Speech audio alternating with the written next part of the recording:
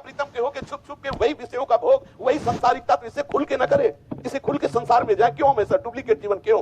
हमें जब इस मार्ग में लिया है परमार्थ में, तो मुझे सच्चिदानंद रस का अनुभव कराओ। परमार्थ कोई ऐसा नाटक है क्या कि इधर केवल हमने बोर्ड लगा लिया भगवत मार्ग का, धर्म ध्वजी बन गए, इसके बाद विषय सेवन करे छुप के? नहीं नहीं, धोखे में न रहना।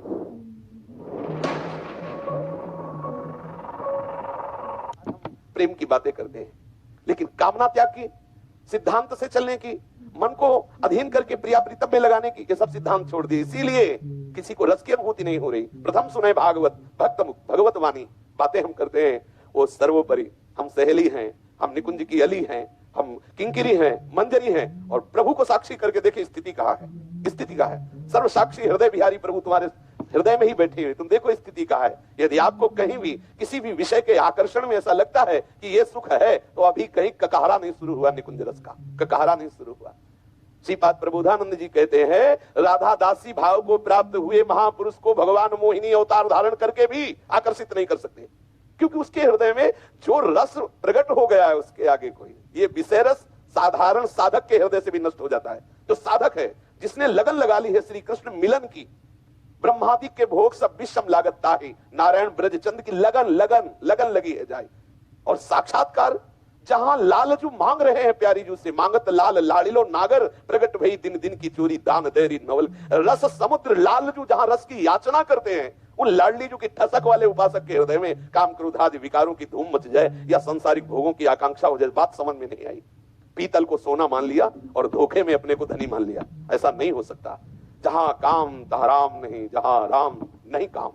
रजनी और सूर्य एक जगह नहीं रह सकते, रात और सूर्य एक जगह नहीं रह सकते। ऐसे ही भगवत अनुराग और काम की गंध भी नहीं हो सकती। भगवत अनुराग और काम की गंध हम मानते हैं, हम उस जगह नहीं पहुंच पाए हैं, तब हम पहुंच पाएंगे। हम भूल से मान लिए कि हम चक्रवर्ती सम्राट है, हमारे शासन में एक गांव भी नहीं है, अपने को मान लिया चक्रवर्ती सम्राट, तो भूल ही हुई ना। ये भूल न करें कि हम सर्वोपरि रस के अनुभव करने वाले बन गए, ज्ञान बघारने लगे, शास्त्रों की बातें बोलने लगे। स्थिति बिल्कुल जीरो पे खड़ी है, स्थिति बिल्कुल ऊपर नहीं है। हमें अपना जीवन बर्बाद नहीं करना, हमें अपने जीवन में स्थिति लानी है, एक एक भूमिका का दर्शन करना है। हमारी इंद्रियां किस तरह से कैसे प्रियालाल में तन्मय हो रही। देखो ये आनंद के लिए, अगर ये आनंद की बात ना होती तो मेरे प्रीतम के एक संकल्प से संपूर्ण ब्रह्मांडों का जैसे सृजन हुआ वैसे मोक्ष हो जाएगा। इतने सामर्थ्यशाली वो हमें अवसर क्यों दे रहे हैं? खेलो ना खेलो, वो अवसर दे रहे हैं, तुम्हें छोड़ दिया। वो गुरु बन के उपदेश कर रहे हैं, शास्त्रों से उपदेश कर रहे हैं, चलो आनंद लो, मेरे इस परमार्थ का आनंद लो, मेरे परम पद में पहुंचने का आनंद लो, इसलिए दिए। नहीं तो उद्धार तो एक संकल्प से संपूर्ण ब्रह्मांडों का हो जाए, इसलिए आपको दिया है प्रभु ने अवसर। गीता का गान करते हुए अर्जुन को आदेश करते हैं, मेरे मन वाला बन, मेरे को नमस्कार कर, मेरी भक्ति कर, मेरी पूजा कर, मेरे को प्रणाम कर। क्यों कह रहे हैं? सामने खड़े हैं, इसीलिए कह, मेरा स्मरण कर, इसका आनंद लो।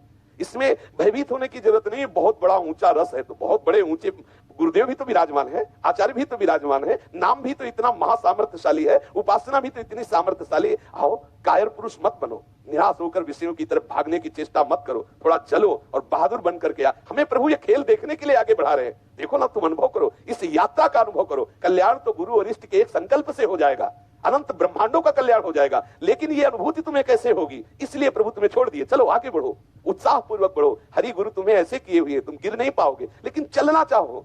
कुछ है नहीं, अपने को सब मान लिए तो कैसे? यहां चलने पर तभी आनंद आता जब प्रणाद चेन। मुझे कुछ नहीं आता, मैं किसी योग्य नहीं, अगर कुछ है तो मेरे हरि, मेरे प्रियाजू बुलवा रहे, मेरे प्रियाजू कर रहे। अपने को मान लिया रसिक, अपने को मान लिया ज्ञानी, अपने को मान लिया परमार्थ का धुरंधर योद्धा, और स्थिति नहीं है, कैसे बात बनेगी? इसलिए सावधान होते हुए हम अपने भजन की निरंतरता पर दृष्टि दें। पूज्य पादुड़िया बाबा जी महाराज कह रहे हैं, हमें ये नहीं देखना कि कौन बोल रहा है, क्या बोल रहा है, हमें ये समझना है।